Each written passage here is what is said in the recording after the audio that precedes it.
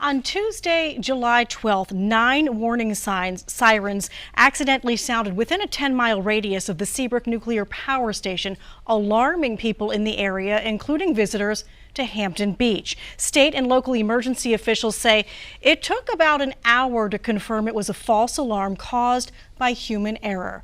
Ms. Huff-Brown, you were in the area campaigning at the time. Should Congress take a more active role in investigating this and protecting Granite Staters in the future? I said before, and I'm going to say it again, I was there that day. I was knocking doors in the neighborhood, and I heard the first alarm go off, and I heard the call, "Get off the beach." I honored that call. I immediately vacated the beach along with my campaign manager. We drove away from there.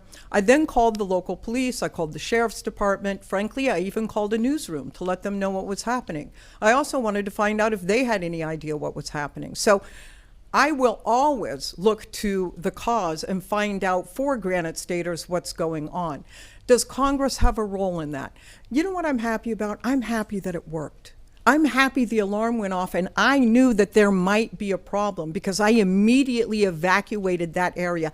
That's what that alarm is supposed to do. It's supposed to alarm people that there could be an emergency.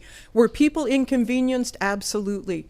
But what would be worse? What would be worse is if people were sitting on the beach and, God forbid, there was an actual emergency. I'm glad the system worked. Representative Baxter, part of the area is in your district at the State House. What do you think? Well, I agree with Gail that it did work. The alarm system worked.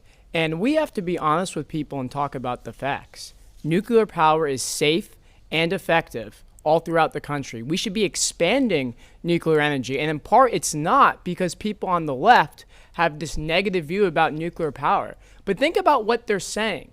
The left, you see people like AOC, they're saying the world's going to end in 12 years. But nuclear power has no CO2 emissions. So if you really believe that, you would want to expand nuclear energy right away. So this is an industry that will help reduce the cost of energy, help give people relief here in New Hampshire that are struggling, and it's also safe and effective. So I'm a big supporter of nuclear energy, and this is something that I will fight for in Congress. Councillor Prescott, your thoughts? Certainly. You know, I have deep roots here in the Seacoast. You could say that, well, I guess by legislation, I am a native. I'm a New Hampshire native. Even though my mom and dad were down in Florida when I was born, they were wintering there. I lived at 50 Hampton Road in Exeter. And when the nuclear power plant was being decided to be built, and I know there was a lot of discussion about it then, and it was very, very highly contentious. But we've had that nuclear power plant here in Seabrook for how many years now? Probably 40 years. And this is the first time that I've heard of such a thing happening where the alarm actually went off.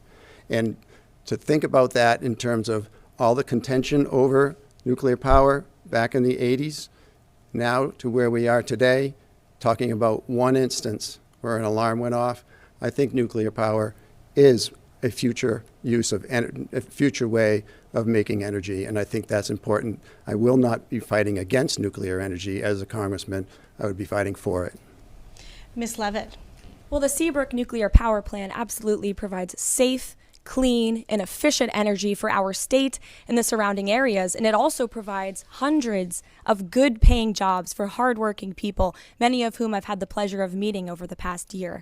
And when I'm in Congress, it will never be my goal to expand the size, the scope, and the role of the federal government and how we do business here in New Hampshire. So more congressional oversight, more congressional bureaucracy on the Seabrook power plant or on any of our institutions in our state? Absolutely not. But this does go back to the war on our domestic energy in its entirety, right? Both on nuclear and on fossil fuels. And the scariest thing about that war is it is winning with my generation of voters. Young people in America are eating up the Democrats' messaging on this issue. They truly believe that the world is going to end in 10 years if we don't address the issue of climate change. That's absolutely not true. And as a young American, I will speak truth on that issue and ensure them that nuclear and fossil fuels are the way to go.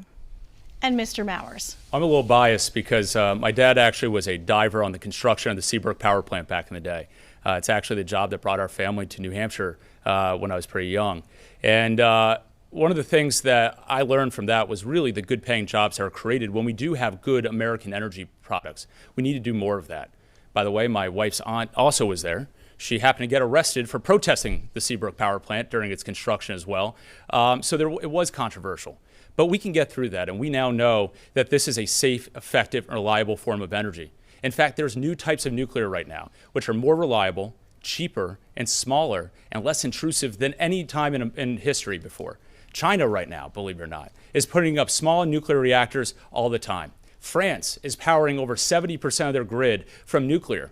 We can do it in a safe and reliable way, but we have to ensure that we have federal representatives who are looking to actually ensure that we have that safe, reliable nuclear so that it can get done. And then, of course, we do have oversight when it's necessary, and we have to look into situations like this.